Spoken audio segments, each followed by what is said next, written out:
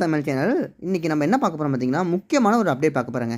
எல்லாருமே என்னடா தக்காளி கிலோ ரூ. 60 விற்கிது, ரூ. 80 விற்கிதுன்னு சொல்லி பார்த்தா, நான் ஒரு கடைக்கு போனேங்க. வெளியில் வந்து பார்த்தீங்கன்னா, சில ஆன்டீஸ்லாம் வந்து என்ன பண்ணிட்டு இருந்தாங்கன்னா, தக்காளி வந்து பொறுக்கிட்டே இருந்தாங்க. என்னடா அப்படி பொறுக்குறாங்கன்னு சொல்லி போய் பார்த்தா, அக்கா சொல்கிறாங்க, இது மாதிரி சுற்றிலும் மஞ்சள் இருக்க தக்காளி வைக்காதீங்கப்பா, அது கல்லில் பழுக்க வச்சது. வேறு எப்படிக்கா தக்காளி வாங்கணும்னு கேட்டேன்னா, இது மாதிரி ஃபுல்லாகவே ரெட்டாக இருக்கணும், அதான்ப்பா நாட்டு தக்காளி அப்படின்னு. இதுவும் நாட்டு தக்காளி தாங்க.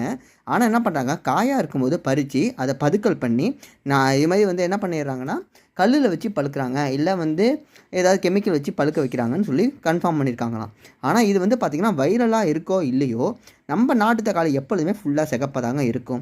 நீங்கள் வந்து செடியில் முளைக்கிறது தான் சொல்லி பார்த்தீங்கன்னா பழுத்தா கூட ஃபுல்லாக சிகப்பாக தான் இருக்கும்.